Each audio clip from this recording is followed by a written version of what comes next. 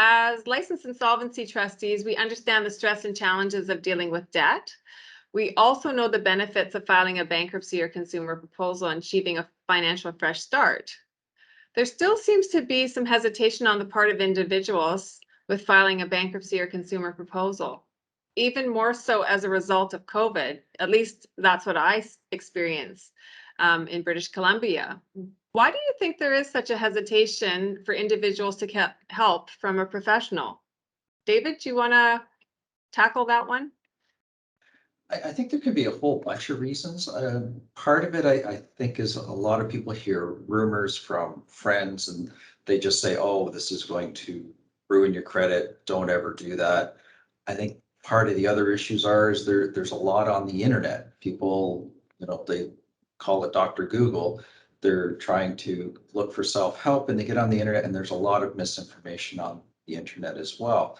And I think once people realize that all they have to do is just pick up the phone and talk to us, that there's no obligation to do anything at that point. Our job is, we're heavily regulated and a lot of other folks that are going to give them advice are not.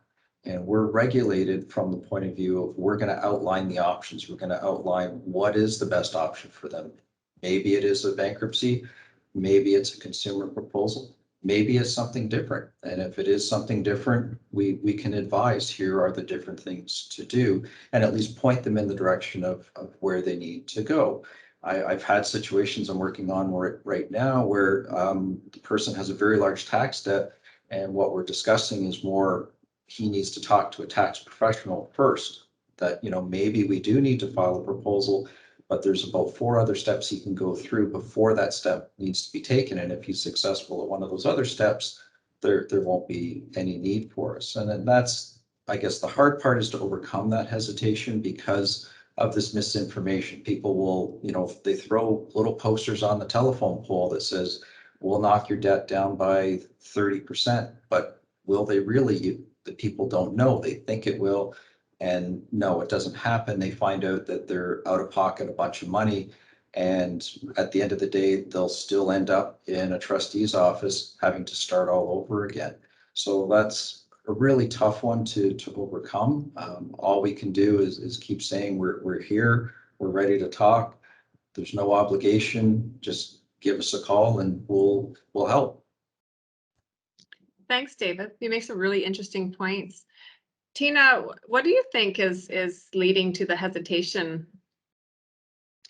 I believe it's the fear of the unknown, like David was mentioning. Most people are not familiar with the bankruptcy or consumer proposal process, and they're basically afraid that they're going to lose everything. What people don't know is that they can often keep their homes, their vehicles, and their retirement savings.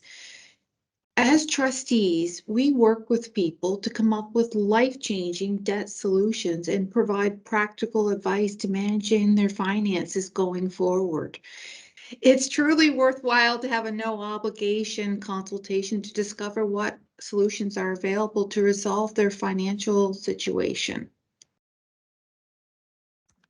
Yeah, you make some really good points as well, Tina. Yeah, I think there is still a lot of hesitation, a lot of negative stigma attached to, especially a bankruptcy, but even a consumer proposal, as that's becoming more widely known by individuals.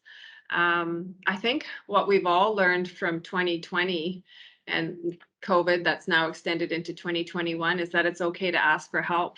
And we are in a helping profession. And yeah, it's really nice to see individuals get that fresh start. And it's funny, like sometimes you'll meet with individuals and they won't, you'll talk to them over the course of a couple of years before they eventually file a bankruptcy and a consumer proposal. And I'm sure you both agree that, having done this for many years, all of us, that when you see them that this is really their only option, but it takes them a little bit longer to make that decision. And it's not uncommon to hear after that 2 years, once they get into the process, once the dust settles and they realize, that it's not as scary as they thought. And it is a legislated process that is meant to give them a fresh financial start when things don't turn out the way they've planned, that they wish they'd done it sooner. So yeah, I really appreciate your comments. It's really interesting to talk. We don't do this often enough. It's nice to talk and get your thoughts on what you're seeing out there, because we are in different parts of Canada, and but it seems that our experiences are awfully similar. Yes, thank you, Linda.